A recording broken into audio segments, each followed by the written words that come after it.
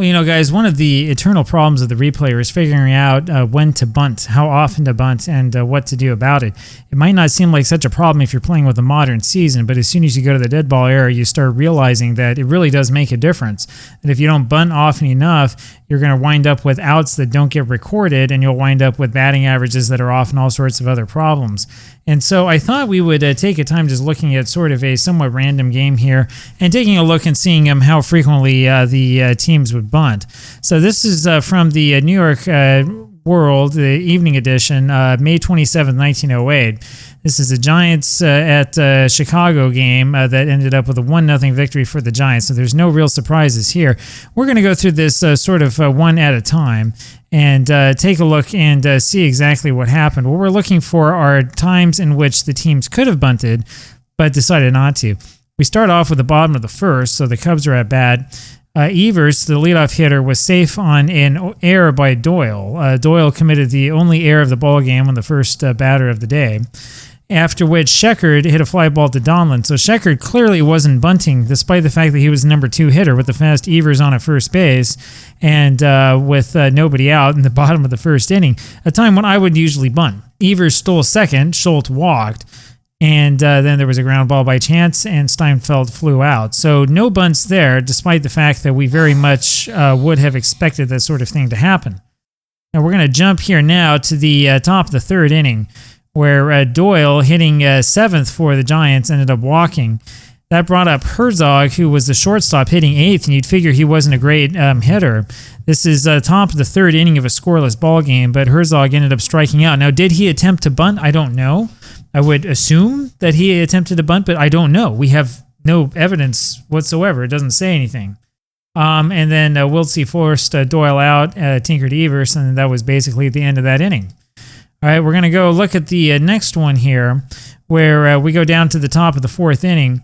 This time, Tenney hits a double to a right field number 2 hitter, and that brings up big Mike Donlin. And what does Mike Donlin do? Mike Donlin sacrifices. He bunts. And then the Giants end up getting out of the inning without scoring a run. But there's an example of a bunt in a place where we probably would not expect to see it.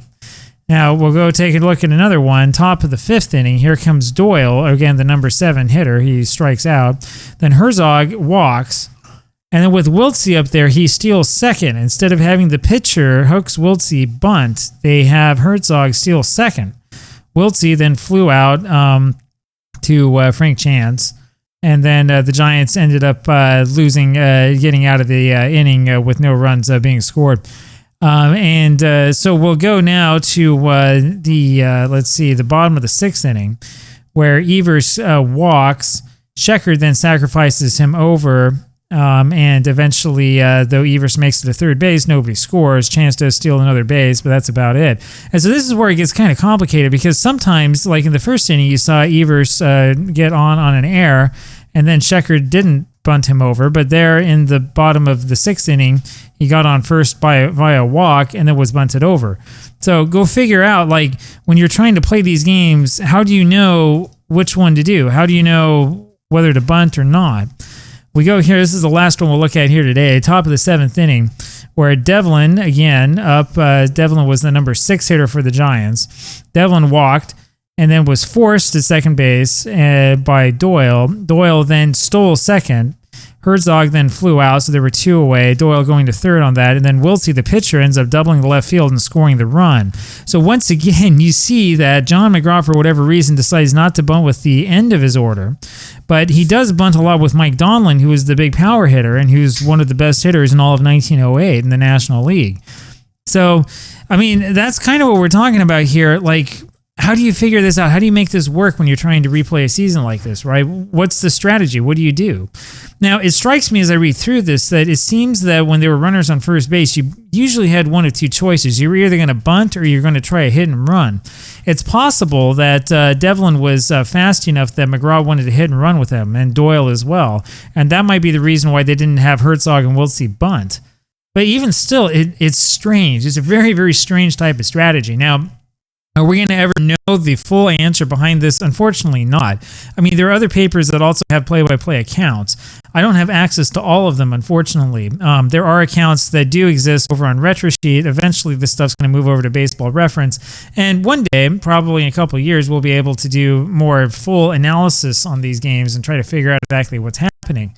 But the problem is going to remain, because while we will know when the bunts were successful, we're going to have one heck of a time trying to figure out when the bunts were not successful. And for this to work, we need to know both the times that the bunts worked and the times that they didn't work. Bunting, I would say, is the most difficult thing to get right in any replay. This is the thing that just makes you want to rip your hair out. I don't know of any game that has a successful automatic bunt system for seasons like this either, because it's so difficult to figure out how often bunts were successful and how often they were not successful. It's really, really frustrating. You can look at a bunch of this, you can tally things up and try to come up with your best guess, and it's still going to be pretty far off. Now, I'll put it to you this way. What you can see here, even looking through this game, is that the Giants did not score a run through the bunt. They scored a run because of a double. They scored a run because they were swinging for the fences. If Mike Donlin had been trying to hit more often than he was up trying to bunt, the Giants probably would have won more games in 1908. They definitely had the talent to do so. Right? That what I'm saying is that as much as I love the sacrifice bunt, the truth is that the basic facts of baseball, the basic facts of giving up and out, the basic way that the game worked has always been the same over time. Right? There was never a time when sacrifice bunts were like clearly 100% better than any other potential strategy. Having said that, it's very, very difficult to go back and to correctly recreate these old seasons if you're trying to get the statistics overall to come out right, because of that very problem. Because you and I understand that it's probably not a great idea to take your number 3 hitter and bunt him every time up, but that's not necessarily how they played in 1908. So there you go. That's the big paradox of bunting. I don't know what the right answer is. I really don't. I don't know how to figure this out one way or another. I figure if you're playing one of the old seasons, you've just got to try your hardest and do the best that you can and sort of hope that you wind up with enough bunts and enough situations. And it gets worse the more you look into this. You start realizing that, like, you know, they would bunt in situations where you clearly wouldn't want to bunt. Like it's I don't know, you have a 4-run lead and you're bunting, right? I mean, it makes you want to rip your hair out. Anyway, there you go. Best of luck to you. If you have an answer to the conundrum, let me know down below. I'll talk with you later. Bye-bye.